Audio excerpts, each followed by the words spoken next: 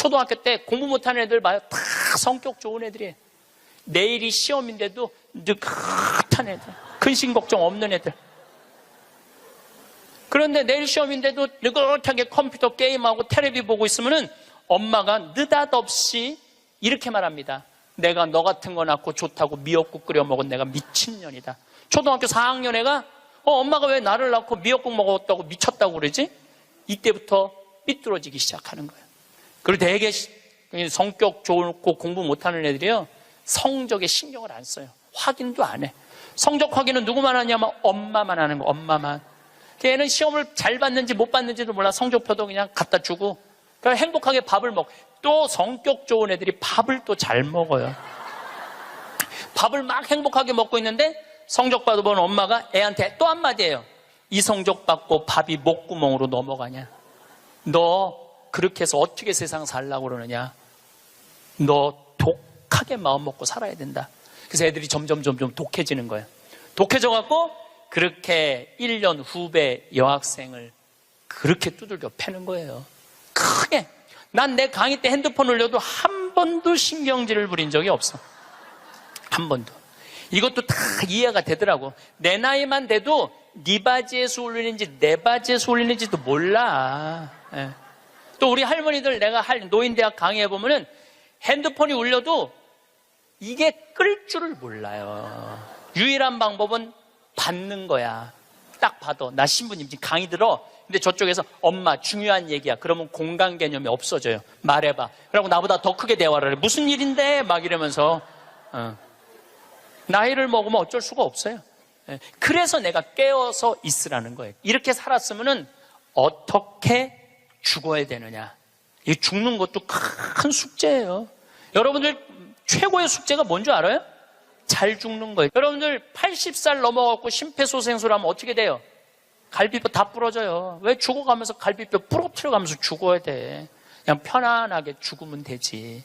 그러니까 죽는 것도 큰 숙제야. 우리 아버지께서 4월 10일 날 세상을 떠나셨어요. 근데 정말로 편안하게 보내드렸어요.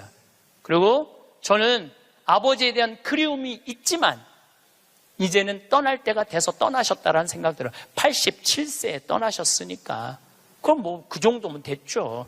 여러분들 87세에 한 2달 고생하고 죽으면 행복하지 않아요? 그렇죠? 여러분, 사전연명 의료 의향서에 대해 얼마나 알고 계신가요? 연명 치료를 받기 싫다면 우리는 사전연명 의료 의향서를 작성해야 합니다. 황창현 신부님께서는 죽는 것도 잘 죽어야 한다고 말씀하시는데요. 나이 80살 넘어서 심폐소생술을 하면 갈비뼈가 다 부러진다고 하는데 왜 죽어가면서 갈비뼈를 부러뜨려가면서 죽어야 할까? 분명히 한번 생각해 볼 문제입니다. 편안하게 죽는 것도 큰 숙제이지요. 황창현 신부님 아버지께서 돌아가실 때 삶의 고비를 넘나들 때 자식으로서 황창현 신부님은 어떤 선택을 하셨을까요? 그리고 그 선택에 대해 여러분들은 어떻게 생각하시나요? 저는 황창현 신부님께서 아버지를 정말 사랑하셨구나. 아버지가 돌아가실 때 행복하시길 바라셨구나 하는 마음이 들었습니다. 영상 후반부에 있는 50대, 60대의 노후, 악착같이 안 살아도 되는 이유, 3억 집 한 채만 있으면 노후 걱정 없는 이유에 대해서도 꼭 끝까지 들어보셨으면 좋겠습니다. 황창현 신부님의 행복 특강, 지금 바로 시작하겠습니다. 영상이 마음에 드신다면 구독, 좋아요, 알림 설정 부탁드립니다.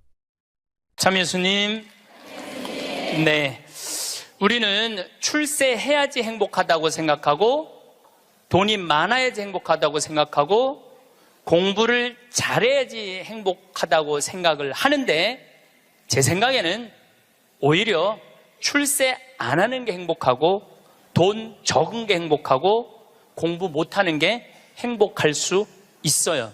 생각을 좀 바꾸세요. 우리 집에 조카 손녀가 태어났어요. 이제 3살 됐는데 그 아이랑 같이 시간을 보내면은 그야말로 너무너무 재밌어요. 또 우리 누나가 만나면은 그렇게 주책스럽지 않은 여잔데 요즘 만나면은 손녀 얘기밖에 안 해요. 손녀가 뭐 말한 거, 행동한 거, 뭐, 또 우리 그 로사는 그 뱀을 참 좋아해요.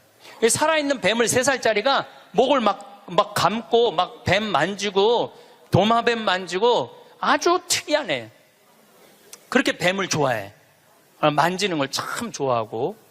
그래서 이제 그 아이가 하는 행동을 3살짜리인데 무슨 주사를 맞으러 가는데 의사 선생님한테 그랬대. 나는 씩씩해서 안 운다고, 선생님. 나는 안 운다고. 근데 대개는 이제 그러고도 우는데 얘는 주사를 딱 놨는데도 하나도 안 울고 딱 맞고 난 다음에 내가 안 운다고 그러지 않았느냐고. 너무너무 아이가 참 재밌고 정말 신비하죠. 그리고 그 할머니, 할아버지, 엄마, 아빠 또 나조차도 그 아이를 만나면 너무너무 즐거워요. 여러분들도 자식을 키울 때 그런 즐거움이 있었을 거예요. 근데 언제부터 원수가 되기 시작하냐면은 공부를 하면서부터 원수가 되기 시작해. 공부를 하면서부터. 그냥 그렇게 이쁘고 귀엽고 즐겁게 뱀 만지고 그냥 쭉 자라면은 걔하고 원수 될 일이 없을 거예요. 근데 공부를 시키는 순간부터 애한테 스트레스를 주는 거예요. 독해지라고. 너 그렇게 순해서는 안 된다고. 그러니까 애들한테 스트레스를 주기 시작하는 거예요. 제가 9월 10일 날 한국에 들어왔는데 처음 접한 소식이 뭐였느냐면 부산에서 9월 1일 날 여중생 15살짜리 총 7명이 14살짜리 1년 어린 여동생을 2시간 동안 때린 거예요. 이건 때린 정도가 아니야. 알루미늄 의자로 애를 내리치고 벽돌로 머리를 치고 소주병으로 얼굴, 눈을 가격을 하고 심지어는 담뱃불로 등어리를 찢기까지. 그래서 머리를 3바늘을 꼬매고 입안에도 3군데가 찢어져 갖고 3번. 그 사진을 보니까 애가 눈을 뜰 수가 없어. 너무 맞아갖고 눈을 뜰 수가 없어. 그것도 남자 애들도 아니고 여자아이인데 그것도 15살. 이 15살이라면은 16살. 여기 16살을 뭐라고 그러냐면 이팔 청춘이라고 그러잖아요. 이팔이 16 해갖고 이팔 청춘이라고 그러잖아요. 그러면 이 16살짜리 여자아이들은 로미오와 줄리엣이 16살이었어요. 춘향이가 16이었어요. 심청이는 15살이고 성모님이 16살이었어요. 가장 여자가 아름다운 나이가 16이에요. 가장 순수하고 깨끗한 나이의 아이가 16이에요. 그리고 제일 예쁠 때가 16이라고 그래요. 사람이 제일 여자가 제일 예쁠 때가 16이라고 그래. 그래서 이렇게 보면은 중학교 3학년, 고등학교 1학년 아이들을 보면 정말 꽃 같은 아이들 많아요. 너무너무 예쁜 아이들이 많아. 그런데 그런 여자 아이들이, 이거는 깡패 중에 상깡패도 할 수 없는 일을, 그 판사님이 재판하면서 그랬잖아요. 개, 돼지도 이렇게 때리지 않는다고. 개, 돼지도 이렇게 때리지 않는다고. 그런데 그 여학생들이 그렇게 아이를, 그리고 인터넷에 올리고 자랑을 하고. 근데 내가 보기에는 그 아이들이 그렇게 된 거는 그 아이들 책임이 아니에요. 대한민국의 어른들 책임이에요.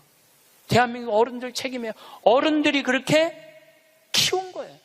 어른들이 이렇게 가르친 거예요. 대한민국의 교육제도가 그렇게 된 거예요. 우리는 교육을 하는 거는 공부를 가르친다고 생각하는데 여러분들, 교육은 공부를 가르치는 게 아니에요. 학교는 공부를 가르치는 데가 아니에요. 학교는 사랑을 가르치고 양보를 가르치고 협동을 가르치고 노래를 가르치고 예술을 가르치는 게 학교야. 근데 우리는 1등을 골라내고 명문대를 보내고 특목고를 보내고 그게 교육이라고 생각하고 있는 이 대한민국이 만들어낸 슬픔이라는 거예요. 대한민국이. 이건 누구의 책임도 아니고 우리 모두의 책임이야. 그냥 애들은 애들답게 키워야 되는데 학교 2시, 3시에 끝나고 나면은 학원을 전전긍긍하면서 밤 10시에 집에 들어오니 얘네들이 스트레스가 극에 달할 거 아니에요. 또 공부 못하면 사람도 취급을 안 하잖아. 사람이라고. 되게 공부 못하는 애들이 성격이 좋은 애들이에요. 초등학교 때 공부 못하는 애들 봐요. 다 성격 좋은 애들이에요. 내일이 시험인데도 느긋한 애들, 근심 걱정 없는 애들. 그런데 내일 시험인데도 느긋하게 컴퓨터 게임하고 텔레비 보고 있으면은 엄마가 느닷없이 이렇게 말합니다. 내가 너 같은 거 낳고 좋다고 미역국 끓여 먹은 내가 미친년이다. 초등학교 4학년 애가 엄마가 왜 나를 낳고 미역국 먹었다고 미쳤다고 그러지? 이때부터 삐뚤어지기 시작하는 거예요. 그리고 되게 성격 좋고 공부 못하는 애들이요, 성적에 신경을 안 써요. 확인도 안 해. 성적 확인은 누구만 하냐면 엄마만 하는 거. 엄마만. 걔는 시험을 잘 봤는지 못 봤는지도 몰라. 성적표도 그냥 갖다 주고. 그럼 행복하게 밥을 먹. 또 성격 좋은 애들이 밥을 또 잘 먹어요. 밥을 막 행복하게 먹고 있는데 성적 받아본 엄마가 애한테 또 한마디예요. 이 성적 받고 밥이 목구멍으로 넘어가냐? 너 그렇게 해서 어떻게 세상 살라고 그러느냐? 너 독하게 마음 먹고 살아야 된다. 그래서 애들이 점점 독해지는 거예요. 독해져갖고 그렇게 1년 후배 여학생을 그렇게 두들겨 패는 거예요. 이거는 애들의 문제가 아니에요. 대한민국의 어른들의 문제예요. 부탄의 교육부 장관이 그 주간에 한국을 방문해서 부탄 국민 행복지수 1위 나라예요. 그런데 이 교육부 장관이 정말로 대한민국 사람들한테 기가 막힌 얘기를 하고 갔어요. 부탄은 학교를 1등을 골라내는 곳이 아니라고 생각한다. 우리 교육은 아이들이 학교 와서 행복하고 즐겁게 놀고 사랑하고 양보하고 배려하고 질서를 가르치는 걸 우리는 교육의 목표로 생각한다. 근데 우리는 하버드 대학을 보내야 되고 서울 대학을 보내야 되잖아요. 내가 그 얘기를 하니까 우리 후배 신부들하고 한 달에 한 번 모임이 있는데 후배 신부 하나가 그러더라고요. 신부님, 그 말 들어보니까 그래요. 어떤 아이가 엄마가 하버드대 그래갖고 애가 하버드대를 딱 합격하고 난 다음에 엄마한테 엄마 원하는 하버드대 갔어. 나 찾지 마. 그리고 사라졌대요. 아직까지 안 나타났대요. 아이가. 그러니까 하버드 대학은 누가 가고 싶었던 거야? 엄마가 가고 싶었던 거예요. 애가 가고 싶은 건 아니에요. 우리가 지금 뭔가 교육을 잘못하는 거죠. 여러분들 정말로 공부 못하면 불행할까요? 내 조카들은 그렇게 저지방 대학을 저지하겠다고 저지방 우유를 그렇게 먹었는데 다 저지방 대학교 나왔어요. 근데 우리 조카 애들은 다 행복해요. 우리 조카 애들이 제발 삼촌 방송에 우리 얘기 좀 하지 마 그랬는데도 내가 안 할 수가 없는 게 애들이 너무너무 행복해요. 우리 조카들은 내가 수원에 어머니 아버지 모시고 식사한다 그러면은요, 일주일 전에 얘기하면 100% 다 나와요. 그러니까 공부를 못하는 건 죄가 아니야. 그런데 가족 모임에 안 나오는 건 죄야. 그건 죄야. 가족 모임에 안 나오는 건 죄예요. 공부를 못하는 건 죄가 아니에요. 그럼 우리 애들이 다 저지방 대학에 졸업을 했는데 우리 애들이 지금 불행하게 사느냐? 우리 조카 애들은 6명이 다 친해요. 왜냐하면 우리 조카 애 중에 한 명만 서울대학을 나왔으면 그렇게 친하지 않을 거야. 똑같이 다 저지방 대학을 나와서 애들이 너무너무 친해. 그리고 우리 조카 애들은 직장 생활하는 애들이 한 명도 없어요. 왜냐하면 직장 생활에 이력서를 낼 만큼 스펙이 안 돼. 그래서 직장 생활하는 애들이 한 명도 없어. 그런데 돈도 잘 벌어요. 우리 누나 아들은 2가지 일을 하는데 나한테 자세하게는 얘기는 안 해도 내가 보니까 대충 1년에 1억 이상은 버는 것 같아요. 다른 애들도 다 결혼도 잘하고 결혼 생활도 잘하고 행복하게 살아요. 얘네들은 어렸을 때 공부 딱 보고 내가 그랬어요. 우리 형제들한테 공부를 못하는 건 죄가 아니다. 죄인 취급하지 말아라. 그래서 얘네들은 학원을 다니는 애들이 거의 없어. 그리고 공부 못한다고 욕먹은 애들이 없어. 그러니까 얘네들은 지방대학을 다녀도 전혀 부끄러워하지 않아요. 욕을 먹었어야지 부끄러워할까요? 욕을 먹었어야지. 욕을 안 먹으니까. 근데 이번에 우리 형 누나가 제일 위에 그 큰형이 있는데 큰형 아들이 대학을 졸업했어요. 물론 직장생활 못했죠. 근데 누나 아들이 그 형 아들한테 사촌이죠. 프란치스코와 클레멘스한테 내가 이걸 해보니까 이게 블루오션이다. 너 이거 한번 해봐라. 그리고 그 형이 보름 동안 다 시장 조사를 해주는 거야. 입지 조건까지도 다 조사를 해주고 나한테 보고를 했죠. 제가 한 5년 전부터 우리 형제들한테 우리 조카들이 이제 졸업하기 시작하는데 내가 보니까 얘네들은 직장 생활 못하고 다 장사할 것 같다. 근데 성격이 좋으니까 내가 보니까 장사해도 승산이 있을 것 같다. 그래갖고 개를 모았어. 한 달에 400만 원씩. 그러니까 5년을 모았으니까 2억 5천을 모은 거죠. 우리 조카들은 내가 그랬어. 니네들 은행 들락날락 하면서 자괴감 느끼지 말아라. 니네 외삼촌 형제들이 다 돈을 모았으니까 가게 할 때 다 오픈, 다 돈 대줄 거다. 다 대줬어요. 또 얘네들 갚어. 그럼 그 돈 갖고 또 대주는 거죠. 그래 얘 뭐 얼마 7,800만 원 들어갔는데 다음날 딱 내가 통장은 내가 갖고 있어요. 다른 사람이 갖고 있으면 무슨 일이 나잖아. 내가 갖고 있는 거예요. 통장 이름이 사랑의 황씨 통장이야. 사랑의 황씨 통장. 7,800만 원 딱 보냈어요. 졸업하자마자 2월 20 며칠일 날 오픈을 했는데 한 달 딱 지나고 났는데 보고가 들어왔는데 한 달 동안 다 제하고 번 돈 650만 원이래. 그랬더니 또 할머니들이 그 종목이 뭐냐고 이렇게 물어보는 분들이 있어요. 자, 거기에 내가 한마디 할게요. 행복한 애가 가게를 하면은 돈을 벌어요. 불행한 애가 가게를 하면은요 망하게 돼 있어요. 종목이 문제가 아니에요. 행복한 사람이 행복하게 사는 거예요. 얘네들은 그냥 쭉 행복하게 사는 거야. 스트레스 안 받고 바보 병신 소리 안 듣고 그냥 성당 열심히 나가고 너 착하고 할머니 할아버지 공경하고 그러면 돼. 우린 욕심 없어 너한테. 쭉 행복한 애들이 행복하게 사는 거예요. 얘네들 판검사 안 돼도 난 하나도 부끄럽지도 않고 난 내 조카들이 너무너무 자랑스러워요. 열심히 살고 얼마나 좋아요. 꼭 공부를 잘해야지 행복한 거는 아니다. 그냥 성실하고 착하고 마음이 따뜻하면은요 다 살아가요. 우리 생태마을에 우리 직원들이 40명이 있어요. 왔다 가는 사람이 한 100명도 넘을 거예요. 근데 제가 내린 결론은 행복하게 자란 애가 직장 생활도 잘한다야. 과거에 술을 먹거나 컴퓨터 게임에 걸렸거나 우울증에 걸렸거나 조울증에 걸렸거나 대인 기피증에 걸린 애들은 아무리 내 강의를 듣고 싶으면 우리 애 좀 맡아주세요. 내가 많이 맡았어요. 정말로 수십 명도 더 데리고 있었어. 근데 그런 이력이 있는 애들은 결국은 직장 생활을 못 하더라고요. 그런 이력이 있는 애들은 결국은 안 돼. 그러니까 결국은 애를 만들어내는 건 주위 사람이 아니야. 부모가 아이를 얼마나 아끼고 사랑하느냐, 이게 중요한 거예요. 공부가 중요한 게 아니고 출세가 중요한 게 아니고 이 세상에 와서 행복한 게 중요한 게, 행복한 게. 제가 이번에 애틀란타에 가서 한 집에 하루 딱 머물고 그 다음에 호텔에서 머물렀는데 내가 너무너무 사람들을 많이 만나니까 그 집 주인 자매하고 형제가 신부님 좀 편안하게 하루 아무도 안 만나게 해드린다. 그래갖고 아무도 그 집엔 오겠다는 분들이 많았는데 초대를 안 했어. 대신 아들이 하나 있는데 아들이 미국에서 두 번째로 좋은 테크 유니버시티, 그러니까 기술 대학교인데 4학년이래. 근데 아들한테 전화를 한 거야. 우리 집에 신부님 오셨으니까 너 와서 저녁 먹고 가라, 기숙사에서. 근데 내가 1시에 이제 좀 씻고 좀 방에서 누워서 쉬고 있는데 얘가 3시에 왔어. 3시에. 3시에 와서 엄마하고 두런두런 얘기하면서 엄마 음식 준비하는 걸 다 옆에서 돕더라고요.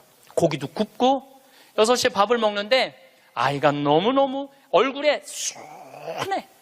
좀 너무너무 순하고 깨끗하고. 근데 밥을 먹고 이야기를 두런두런하고 밥 먹고 난 다음에 끝났는데 10시까지 나하고 얘기를 하는 거예요. 색소폰을 연주를 기가 막히게 하는데 자기 연주한 것도 다 보여줘가면서 밤 10시가 되니까 엄마가 너 이제 기숙사 가라고 10시에 집에를 가더라고, 학교를.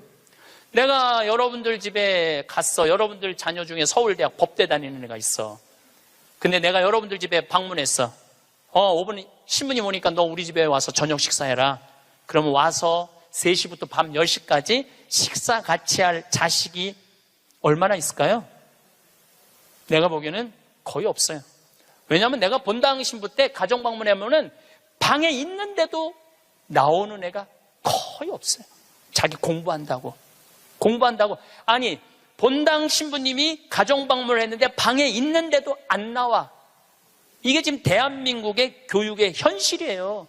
그게 여러분들 훌륭하게 키우는 거예요? 우리 집에 손님이 왔는데, 그것도 본당 신부가 왔는데, 자기 공부한다고 내가 거기서 미사하고 한 2시간 있어도 얼굴도 안 비치는 자식들 천지예요. 그러니까 우리는 뭔가 지금 잘못하고 있는 거예요. 또 잊지 못하는 애가 또 하나 있어. 세크라멘토에 강의를 갔는데 총회장님 집에서 제가 머물렀어요. 밤 10시에 강의가 끝나고 저녁에 갔는데 그 집 아들이 대학교 4학년이었어요. 그런데 이제 총회장이 치과 의사라 이렇게 게스트하우스가 따로 있더라고요. 근데 거기서 이제 와인을 한 잔 먹고 이 얘기 저 얘기 했는데 1시 반까지 얘가 내 앞에서 이 시중을 들더라고요. 또 내가 물어봤어요. 야, 너 내일 학교 가야 된다며 왜 방에 안 들어가냐? 우리 집에 손님 왔는데 내가 어떻게 들어가서 자느냐? 나 그걸 아직도 잊지 않아요. 그리고 내가 신부님 잠자리 게스트하우스에 신부님 잠자리까지 봐줘야 되겠다는 거예요. 세크라멘토가 굉장히 덥거든요. 내 이불까지 봐주고 에어컨 온도까지 다 하고 나 침대에 눕는 거 보고 가더라고요. 근데 내가 왜 이 얘기를 하느냐면은 얘가 이제 대학원, 그러니까 의대는 보통 4학년 학부 끝나고 의대를 가거든요. 치대를 갔어. 라스베가스에 있는 치대를 갔는데 아버지가 굉장히 서울 치대 나와갖고 굉장히 돈을 많이 버는 분이에요. 근데 치대를 가서 얘는 군의관으로 지원을 했어. 군의관으로 지원을 하면 의대가 1년에 학비가 1억이래요. 그 학비를 국가에서 다 대줘. 그 용돈도 다 내줘. 야, 너 아버지 돈 많은데 아버지한테 돈 달라고 그러지 왜 네가 군의관까지 지원을 하느냐? 근데 또 그 아이가 또 잊지 못하는 말을 했어요. 내가 왜 엄마 아빠의 미래를 빼앗아야 되느냐고. 자기가 아버지 돈 쓰면 엄마 아빠 나 얼마든지 할 수 있는데 우리나라 명문대학교 애들은 엄마 아빠가 언제까지 살았으면 좋겠냐? 60살까지 살았으면 좋겠다고. 자기 뒷바라지하고 죽었으면 좋겠다고. 이게 지금 대한민국이 교육을 잘못하고 있는 거예요. 크게. 난 내 강의 때 핸드폰 올려도 한 번도 신경질을 부린 적이 없어. 한 번도. 이것도 다 이해가 되더라고. 내 나이만 돼도 네 바지에서 올리는지 내 바지에서 올리는지도 몰라. 예. 또 우리 할머니들 내가 노인대학 강의해보면은 핸드폰이 울려도 이게 끌 줄을 몰라요. 유일한 방법은 받는 거야. 딱 봐도 나 신부님 지금 강의 들어. 근데 저쪽에서 엄마 중요한 얘기야. 그러면 공간 개념이 없어져요. 말해봐. 그러고 나보다 더 크게 대화를 해. 무슨 일인데? 막 이러면서. 나이를 먹으면 어쩔 수가 없어요. 그래서 내가 깨워서 있으라는 거예요. 깨워서. 근데 저도 내 핸드폰 켜놨는지 꺼놨는지도 몰라. 근데 진짜 내 들은 얘기인데 어떤 자매가 핸드폰을 켜놨는지 꺼놨는지 핸드폰을 냉장고에 넣어놓고도 찾고 지갑도 잃어버리고 가방도 잃어버리는 자매가 있었대. 근데 여러분들 그렇죠? 지금 깜빡깜빡하죠?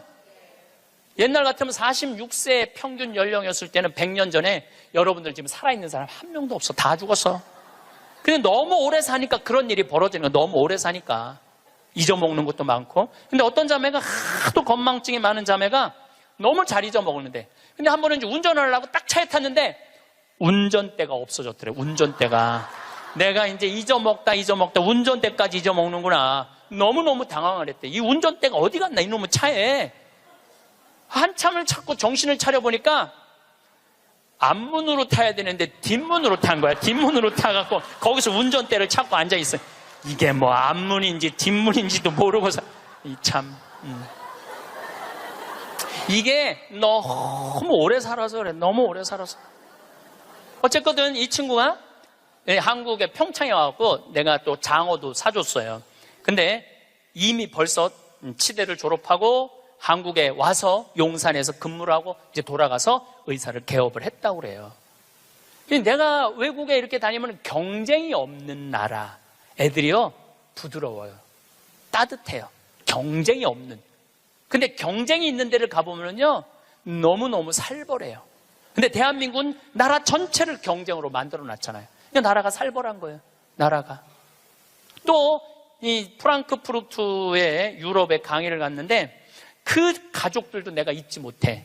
내가 프랑크푸르트 주교자 성당에 가서 미사를 좀 봉헌하고 싶다 그러니까 엄마가 이 독일어가 유창하지 않았던 거죠. 아들하고 딸한테 연락을 하더라고. 딸은 학교 선생님, 아들은 법대인지 의대를 다니는데 신부님 안내 좀 하라고. 두 아이가 나와서 나를 안내를 하는데 기가 막히게 안내를 하더라고요. 그리고 너무너무 음식도 잘 시키고 하나하나 설명을 해주는데, 대한민국에서 여러분들 내가 명동에 가갖고 좀 명동 구경 좀 하고 싶으면 여러분들 자녀 중에 신부님 좀 안내 좀 하라고 그러면 여러분들 아들 중에 엄마가 가서 해. 내가 가서 해.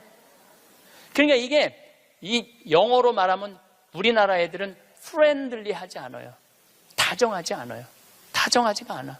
애들을 보면 굉장히 불편해, 애들이. 지금 이러니 대한민국이 그런 지금 이 자기 1년 후배를 벽돌로 머리를 깨고 소주병으로 때리는 애들이 앞으로 만들어갈 세상은 어떤 세상일 것 같아요? 지금 대한민국이요, 교육제도를 바꾸지. 제가 아까 1000년, 100년, 10년, 2030년, 2040년 얘기하죠? 완전히 새로운 세상이 되고 있어요. 지금 공부 잘한다고 좋은 세상은 끝났어요. 행복한 사람이 많아야지 행복한 나라가 되는 거예요. 그러니까 여러분도 행복한 나라를 가꿔야 돼요. 행복한 나라를. 나는 자연인이다라는 프로 어때요? 보셔요? 산에 가갖고 그분들 아마 사업 망하고 건강 해치고 이런 분들이에요. 근데 그분들 물론 선택해서 가는 거겠지. 이 방송사에서 조금 조작도 있을 거예요.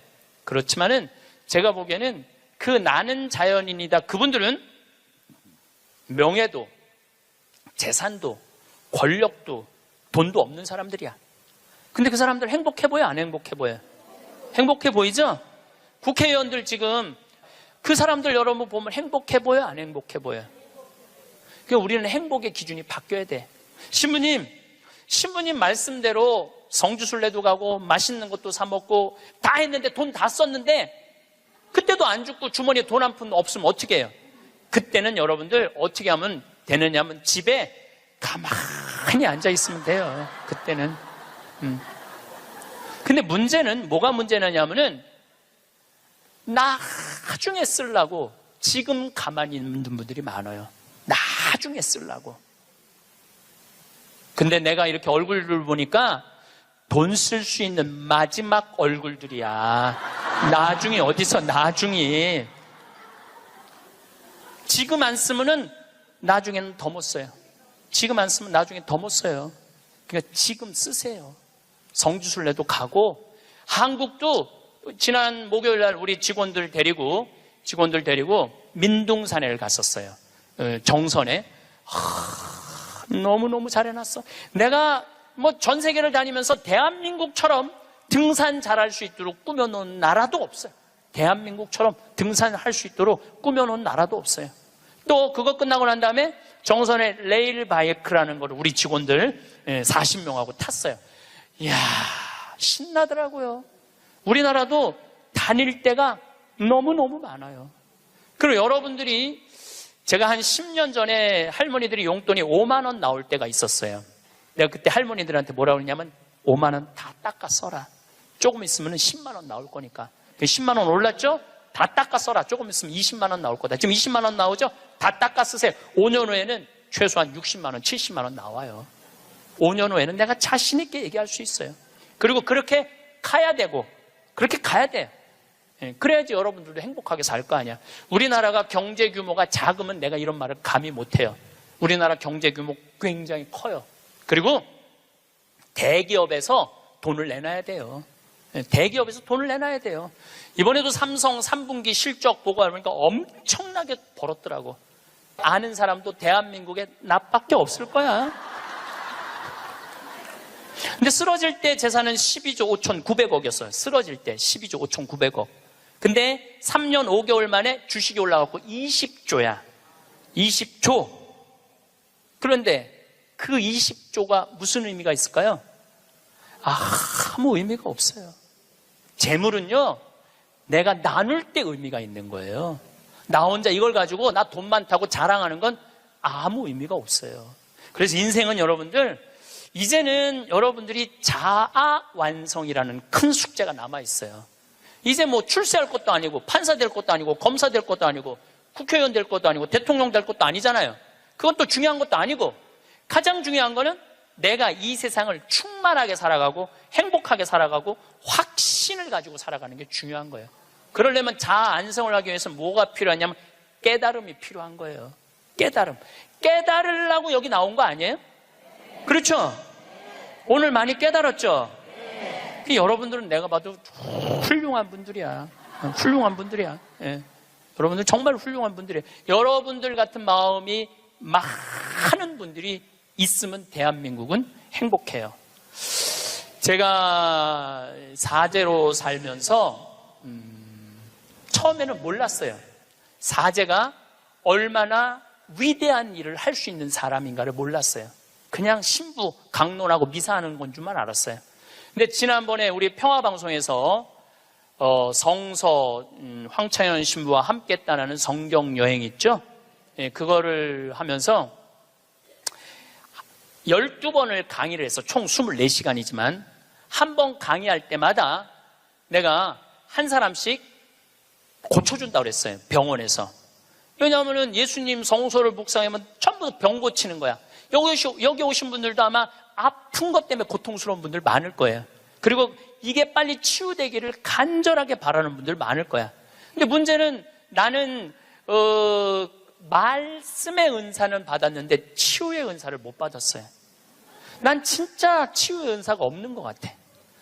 남들은 안수기도 하면 막 우리 오홍진 신부님 한참 젊었을 때 성령 충만했을 때 이쪽 쓰러진다면 이쪽 100명 쓰러지고 저쪽 100명 쓰러지고 그러는데 나는 25년 동안 안수기도를 그렇게 했는데도 쓰러진 사람이 한 명도 없어요. 정말로. 그리고 그게 치유 은사 있는 신부들이 있어요. 확실히 그걸 내가 느껴요. 분명히 있는 분들이 있어요. 근데 내가 이렇게 신부님 제발 그래도 안수 좀 해주세요. 그래갖고 내가 탁 손을 얹으면은 내가 느껴. 내 손에서 아무것도 안 나오는 게 느껴져. 이 아무것도 안 나오는 누르고 있는 나도 한심하고 더 한심한 건 아무것도 안 나오는데 치유하겠다고 머리 디미는 교우들이 더 불쌍한 거예요. 더 불쌍해. 미안하기도 하고 안타깝기도 하고. 그런데 12명을 수술을 해주겠다고 빈센트 병원하고 연락을 했는데 정말로 놀라운 거는 돈이 8천만 원이 들어가요. 12명 수술해 주는데 병원에서 반 부담하고 내가 반 부담하는 거니까 8천만 원이 들어가는데 그 돈이 마지막에 얼마까지 들어왔느냐면 8,150만 원까지 들어왔어. 그래갖고 내가 150만 원도 스님한테 보냈어. 신부님 8천만 원이라는데 150만 원은 왜 보냈습니까? 들어왔으니까. 돈이 들어왔으니까. 이거 가지고 과일 사서 보내고 수술한 사람들 영양제 사서 보내라고 병원에서 그 150만 원 갖고 12명한테. 그래서 몽고 사람, 아프리카 사람, 베트남 사람, 또 우리나라 있는 분들 정말 기가 막힌 분들 수술 다 해줬어요. 너무너무 좋더라고요. 아주 쑥스러우네. 내가 박수 받으려고 그러는 게 아닌데. 내가 한 게 아니에요. 내가 한 게 아니고 교우들이 보내준 거예요. 내가 한 게 아니고.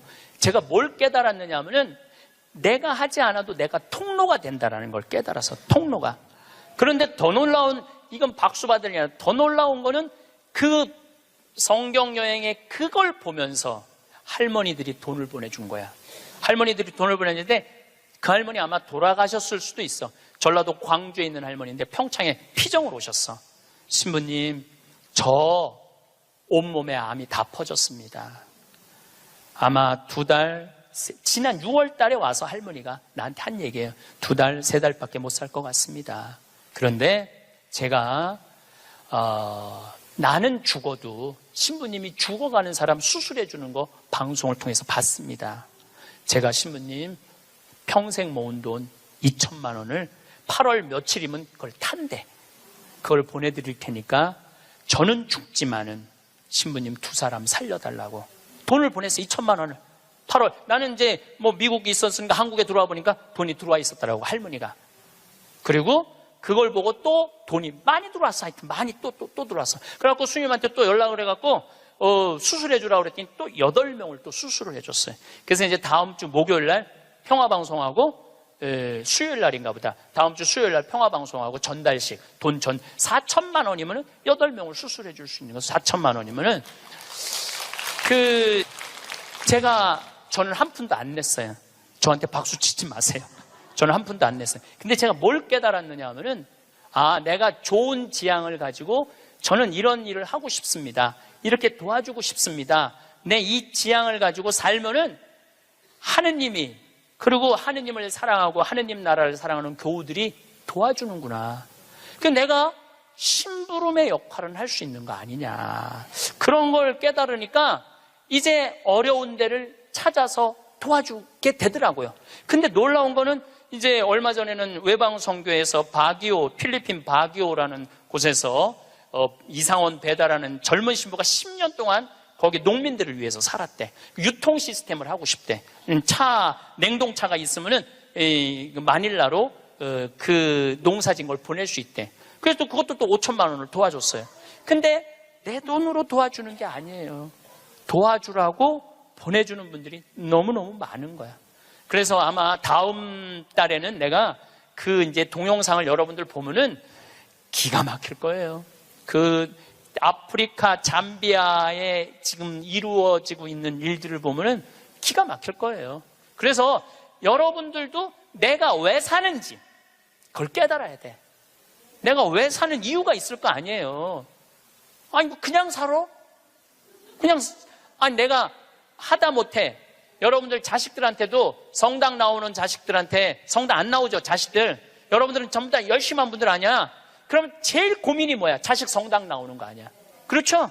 성당 나왔으면 좋겠어. 근데 애들은 성당 나가기 싫어. 먹고 살기도 바쁘고 성당 나가면 이거 해라 저거 해라 싫어. 그래서 성당 나가기 싫은데 오래간만에 엄마네 집에 갔는데, 어머니네 집에 갔는데 80 넘은 어머니가 웃으면서 얘기해도 성당 나갈까 말까 한데 머리는 하얗고 얼굴엔 주물이 자글자글하고 웃어도 이쁠까 말까 한데 거기다 인상을 써가면서 성당 좀 나와. 어떤 놈이 성당 나가고 싶어? 더 나가기 싫지. 근데 여러분들 그렇게 말하면 그건 성교가 아니에요. 아들이 오래간만에 오잖아요. 얘야, 내가 하느님을 믿으니까 참 행복하다. 내가 지난번에 삼성산 성제 가고 신부님 강의를 들었는데 출세하는 거 그거 부러울 큰 없다고 그러더라. 나는 우리 아들이 더 자랑스럽다. 나는 너를 보면은 너무 자식 하나 잘 얻었다고 생각한다. 나는 하느님한테 너무너무 감사하고 내가 사는 게 너무너무 기쁘다. 한마디 또 해서 신부님이 나를 얼굴을 보는 돈 쓸 수 있는 마지막 기회라고 그러더라. 그래서 내가 지난번에 냉면 가서 사 먹었는데 오장동에 가서 냉면 사면 너무 맛있더라. 나는 하느님 믿어서 너무너무 행복하다. 그리고 여러분들이 돌아가셔서 세상을 떠났어. 난 천당 갈 거다. 아들이 먹고 살기 힘들고 사는 게 지칠 때 엄마 생각하겠죠. 야, 우리 엄마가 살아생전에 그렇게 하느님 믿어서 행복하다는데 나도 하느님한테 가야지. 여러분들이 하늘나라의 증표가 될 수 있는 거예요. 그것도 나누는 거예요. 그것도. 저는 물을 볼 줄 알아요. 밑에 또 물 봐달라고 그러는 사람 또 있으면 안 되는데, 운물, 그러니까 대수층에 한 20m, 30m의 물을 봐요. 근데 한국에서는 제가 물 안 봐요. 아프리카에서, 잠비아에서는 내가 물을 봐요. 여기 물 나온다. 찍으면은 딱 나와. 그거 얼마나 좋은지 몰라. 내 능력으로 여기에 우물을 팔 수 있는 자리를 찍어낼 수 있다는 게 얼마나 좋은지 몰라요. 얼마나 좋아. 그러려면 뭐를 해야 돼? 공부를 해야지. 그냥 봐. 배워야지. 내가 그래서 물 보는 책을 2권, 3권을 사서 읽었어요. 수맥 보는 방법을. 그 논문으로도 나왔더라고, 그게. 그냥 하는 게 아니라 논문으로 나왔더라고, 논문으로. 그러니까 내 차에는 항상 그 은 막대가 있어요. 그것도 보기 쉬워요. 하나 깨달으면 하나 나눠줄 수 있잖아. 그러니까 여러분들도 공부하라는 거예요. 공부. 신부님 어떻게 공부를 해요? 이 유튜브가 대학교예요. 유튜브 안에 이 성서 강의도 다 올라와 있어. 그리고 요즘 4차 산업에 대해서 기가 막히게 교수들이 해놨더라고요. 그러니까 여러분들 공부하세요. 맨날 드라마나 그냥 맨날 네 아들이냐 내 아들이냐 뭐 이런 거 그런 거 시청하지 마시고 좋은 유튜브 공부 많이 하세요. 그리고 이렇게 피정 다니는 것도 최고의 공부야. 자, 깨달음을 얻었다면 그 다음에 하는 일은 나눔이야. 나눔. 빌 게이츠, 이 참 대단한 사람이에요. 빌 게이츠 부인이 멜린다예요. 빌 게이츠하고 워렌 버핏이 지금 자선 기금을 거의 1,000억 달러를 모았어요. 그런데 빌 게이츠는 돈을 벌고 멜린다라는 부인은 자선 사업을 해요. 아프리카에 말라리아, 에이즈. 내가 거기 가보니까 그 재단에서 약을 보내주더라고요. 그래갖고 그 멜린다 여사가 지금 살린 사람만 70만 명을 살렸대요. 70만 명을 살렸대. 여러분들 멋있지 않아요? 그 정도 부분은 돼야죠. 그리고 빌 게이츠 하는 일이 너무너무 멋있으니까 워렌 버핏은 그 자기 재산을 빌 게이츠 재단에 다 내놨어요. 네가 정말 잘 쓴다. 그러니까 멜린다라는 부인이 너무너무. 근데 이 멜린다라는 부인은 그냥 돈을 주는 게 아니야. 아프리카에 직접 가요. 1993년에 아프리카를 전부 다 한번 돌아봐요. 그리고 그 사람들 아픔을 직접 보면서 어떻게 도와줘야 되는지를 아는 거야. 그러면서 너무너무 행복해요. 저는 아프리카 잠비아를 간 지 이제 5년이 되는데 정말 잠비아에 갔다 올 때마다 심장이 벌렁벌렁 거려요. 우리 대한민국이 할 수 있는 일은 너무나 많아요. 처음에는 의사가 3명인데 5년 만에 몇 명으로 늘어났냐면 12명으로 늘어났어요. 안과 의사, 치과 의사. 이 피부과 의사까지 오면 더 좋을 것 같아요. 왜냐하면 거긴 피부가 엉망이거든요. 피부과 의사까지만 가면은 완벽한, 올해도 1,000명을 진료해주고 왔어. 올해도 1,000명을 진료해주고 왔어. 그 사람들 이 백내장 안 보여. 처음에는 수술하러 오라니까 한 명도 안 왔어. 왜 안 하냐? 눈알을 빼는 줄 알고 수술하면은. 근데 이 백내장을 걷어주니까 막 춤을 추는 거예요. 그러면서 의사 선생님들이 10일이라는 시간을 내면서 가면서 사는 보람이 있다는 거예요. 깨달음이 있으면은 나눔이 있고, 나눔이 있으면은 기쁨이 있고, 기쁨이 있으면 감동이 있는 거예요. 그런데 문제는 그곳에 함께 한 분들의 이야기는 그런 얘기를 해요. 신부님, 내가 잠비아에 와서 내 인생의 가장 찬란한 시간을 보내고 있다고. 우리 인간은요, 나만을 위해서 살면 아름답지도 않고 위대하지도 않아요. 어려운 이웃을 돕고. 그런데 이 잠비아를 떠나는 사람들은 대단한 능력을 가지고 있는 사람들도 떠나지만은 평범한 아줌마들도 함께 떠나요. 올해 20명이 자원봉사자들을 모았는데 110명이 지원을 했어, 한국에서. 그 중에 90명이 떨어졌어. 90명이 떨어지면서 한다는 소리가 내 돈 내고 내가 가서 봉사하겠다는데도 떨어져야 되느냐고 그런 얘기를 하더라고요. 저는 이제 대한민국이 정말로 행복하려고 그러면은 나눠야 돼요. 대한민국이 행복하려고 그러려면은 지금 교육제도는 바뀌어야 돼요.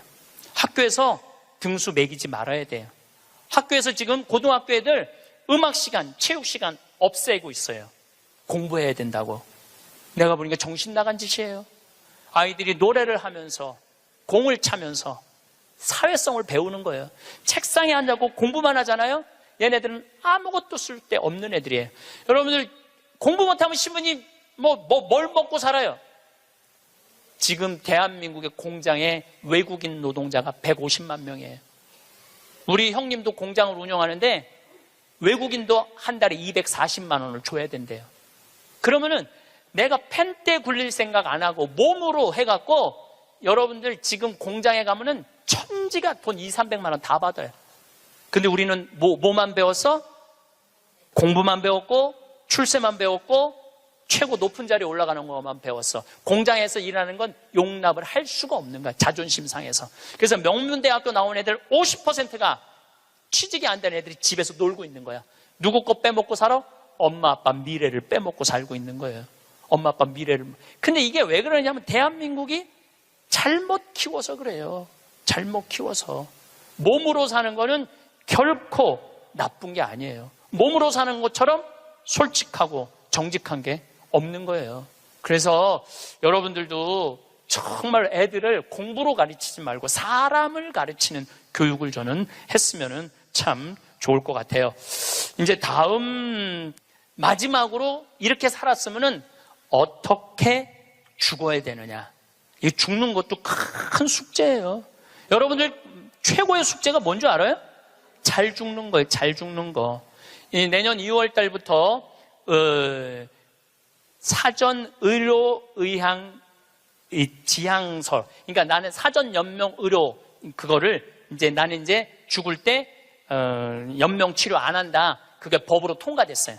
법으로 통과가 되었고 내년 2월 달부터는 나는 암에 걸렸다. 그러면은 더 이상 치료 원하지 않는다. 말기 암. 더 이상 치료 원하지 않고 심폐소생술 안 한다. 여러분들 80살 넘어갖고 심폐소생술 하면 어떻게 돼요? 갈비뼈 다 부러져요. 왜 죽어가면서 갈비뼈 부러뜨려가면서 죽어야 돼? 그냥 편안하게 죽으면 되지. 그러니까 죽는 것도 큰 숙제야. 우리 아버지께서 4월 10일 날 세상을 떠나셨어요. 근데 정말로 편안하게 보내드렸어요. 그리고 저는 아버지에 대한 그리움이 있지만 이제는 떠날 때가 돼서 떠나셨다라는 생각 들어요. 87세에 떠나셨으니까 그럼 뭐 그 정도면 됐죠. 여러분들 87세에 한 2달 고생하고 죽으면 행복하지 않아요? 그렇죠? 그래서 다음 시간에는 어떻게 하면 잘 죽을까 이 얘기를 나누도록 하겠습니다. 감사합니다. 여러분은 노후 준비가 얼마나 되셨나요? 오늘은 50대, 60대 분들 개개인의 노후 자금에 대해서 따져보려고 합니다. 생각보다 노후가 비관적이지만은 않다는 내용인데요. 끝까지 다 들어보시면 노후 불안이 많이 줄어드는 시간이 되실 거라 생각합니다. 50대, 60대의 노후, 악착같이 안 살아도 됩니다. 3억 집 한 채만 있으면 노후 걱정 없습니다. 미디어나 유튜브를 보다 보면 전문가라는 사람들이 노후를 안정적으로 보내려면 자산이 10억 정도는 있어야 한다. 한 달에 500에서 600만 원 정도는 안정적으로 들어와야 한다. 이런 얘기를 하는 영상들을 보셨을 겁니다. 뭐 개인의 씀씀이가 각자가 다 다른 거라서 이런 주장을 하는 전문가들의 말이 모두 틀렸다고 말할 수는 없겠지요. 다만 우리 서민들 입장에서는 턱이 없는 금액입니다. 자산 10억이면 우리나라 상위 10% 이상의 부자들이기도 하지요. 현역에서 열심히 일할 때도 한 달에 500만 원, 600만 원 못 버는 경우가 많았는데 노후에 매달 저 정도 들어와야 한다는 건 완전 딴 나라 얘기처럼 들리지 않으신가요? 그런데 전문가라는 사람들이 왜 저런 얘기를 하는 걸까요? 이들은 대부분 금융업계에 종사하는 사람들이거나 아니면 금융 관련 컨설팅으로 먹고 사는 사람들입니다. 그러니 우리 같은 금융 전문가에게 컨설팅을 받으려면 최소 저 정도 금액은 있어야 한다고 가이드라인을 제시하는 게 아닐까 싶습니다. 돈 있는 부자들에게 저 정도는 부담 없는 금액일 것이기 때문입니다. 우리 같은 서민들을 고객으로 받아봐야 큰 돈이 안 됩니다. 티코 여러 대 파는 것보다 벤츠 한 대 파는 게 낫다고 생각하는 것이지요. 그 전문가라고 하는 사람들을 자세히 들여다보면 돈 있는 부자들을 고객으로 모시려고 본인 영업하는 거라는 생각이 듭니다. 솔직히 왜 저러는지 이해가 되지 않습니다. 그렇다면 이렇게 우리와 동떨어진 뜬구름 잡는 금액 말고 일반적인 50대, 60대에게 현실적인 노후 자금은 얼마 정도일까요? 일단 노후 자금으로 왜 10억이 있어야 한다는 얘기가 나왔냐부터 따져보겠습니다. 보통 부부가 노후 한 달에 300만 원을 쓰면서 30년을 산다고 하면 300만 원씩 1년 12달이면 3,600만 원이 듭니다. 이걸 30년 곱하면 10억 800만 원이 나옵니다. 그래서 대략 10억 원이 있어야 한다는 얘기가 나온 것입니다. 같은 계산으로 한 달에 200만 원을 쓰고 30년을 살면 7억 2천만 원이 필요하지요. 만약 여유 있게 한 달에 500만 원을 쓴다면 18억 원이 필요합니다. 이런 정도의 금액을 감당할 수 있는 은퇴자들이 과연 몇이나 될까요?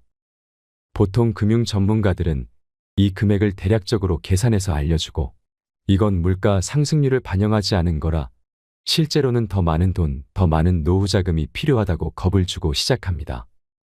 이런 얘기를 들으면 노후에 대해서 눈앞이 캄캄해지는 이런 거에 휘둘리지 않으셔도 됩니다. 노후 자금이 어느 정도 필요할지는 각자의 생활 방식에 따라서 다 다릅니다. 누구는 한 달에 1천만 원이 있어도 부족할 수 있고 또 한 달에 100만 원만 있어도 산다는 사람도 있습니다. 사람에 따라 천차만별이고 60대 때의 생활비와 70대가 됐을 때의 생활비, 그리고 또 80대 때의 생활비도 차이가 나는 것이 당연합니다. 부부 중 한 명이 먼저 사망하게 되면 또 차이가 날 것이지요. 지방에 사는 경우와 대도시에 사는 경우도 분명 차이가 날 것입니다. 올해 1월 KB금융지주가 조사 발표한 노후 준비 진단과 거주지 선택 조건 보고서에 따르면 2018년 조사와 차이가 큰데요.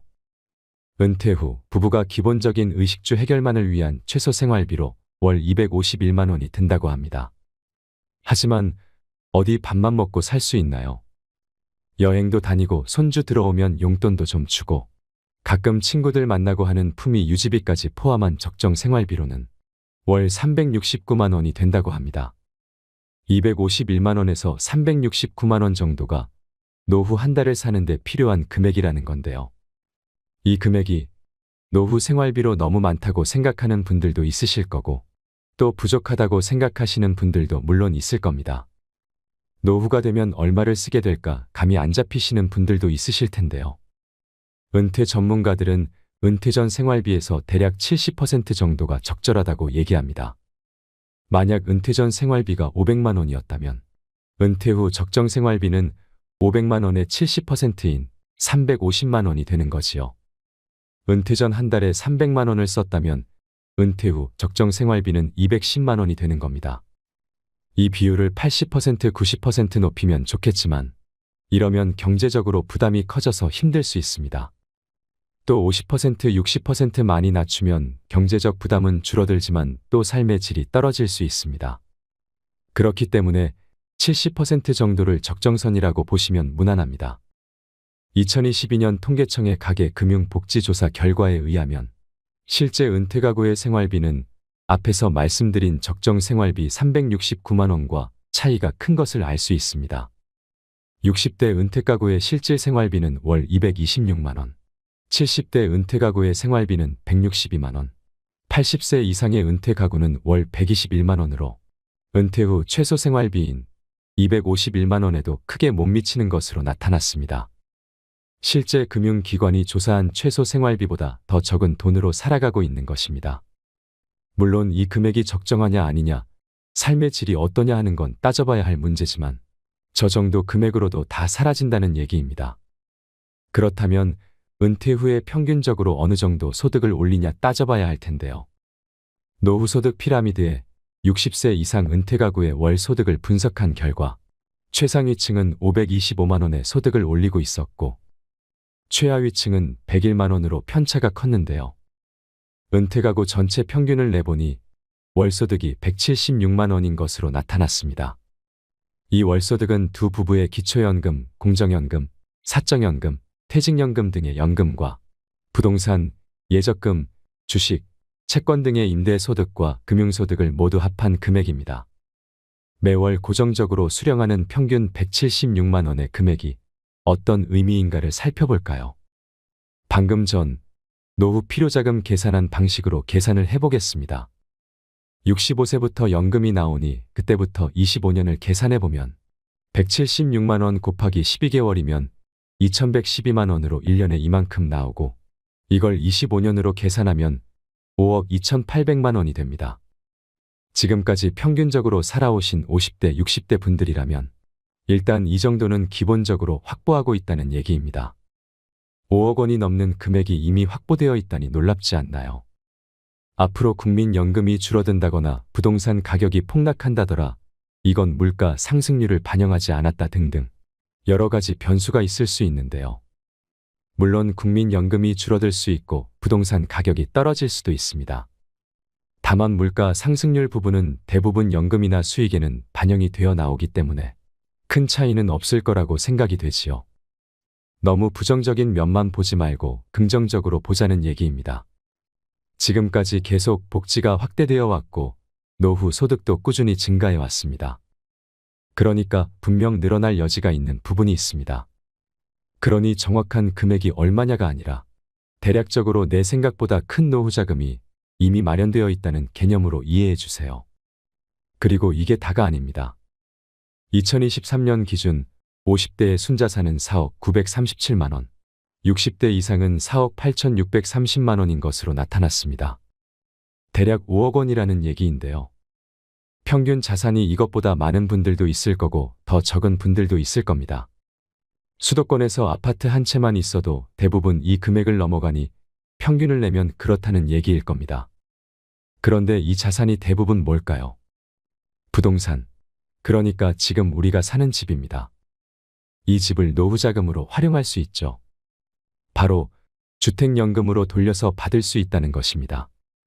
주택연금에 대한 찬반은 있지만 내 집에 살면서 안정적으로 노후 자금을 마련할 수 있는 방법으로 주택연금만한 대안도 마땅히 없는 게 사실입니다. 올해 3월 기준으로 3억 원의 집이 있다고 가정할 경우 65세부터 주택연금으로 정산 지급을 받는다면 매달 72만 원을 받을 수 있습니다.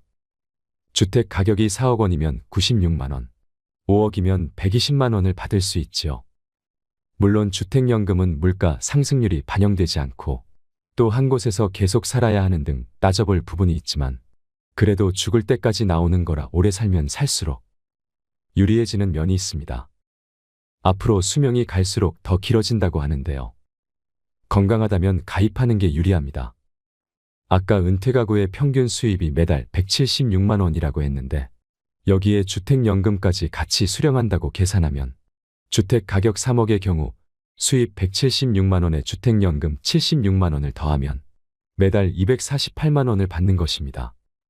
주택 가격이 3억만 넘어도 월 최소 생활비 251만 원에 근접하는 생활비를 받을 수 있는 것입니다.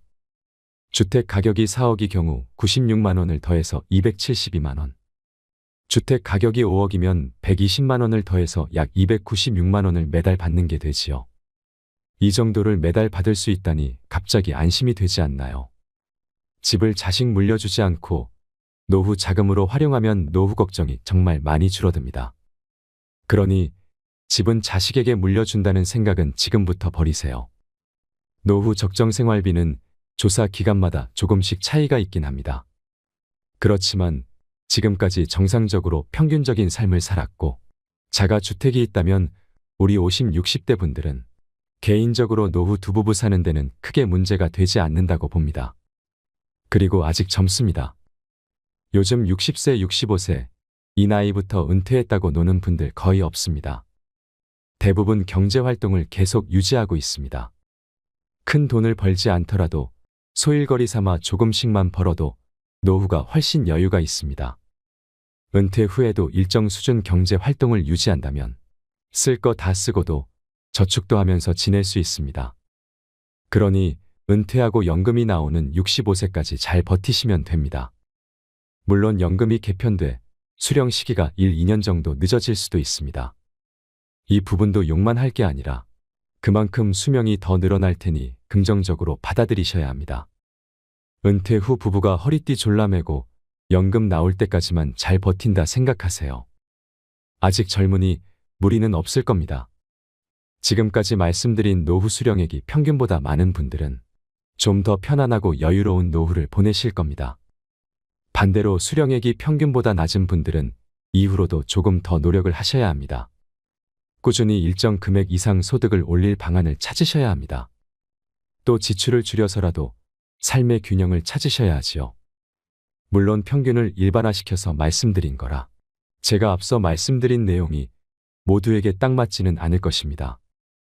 말씀드리는 핵심은 금융 전문가나 금융사가 겁주는 것처럼 정말로 노후에 어마어마하게 큰 돈이 필요한 게 아니라는 것입니다.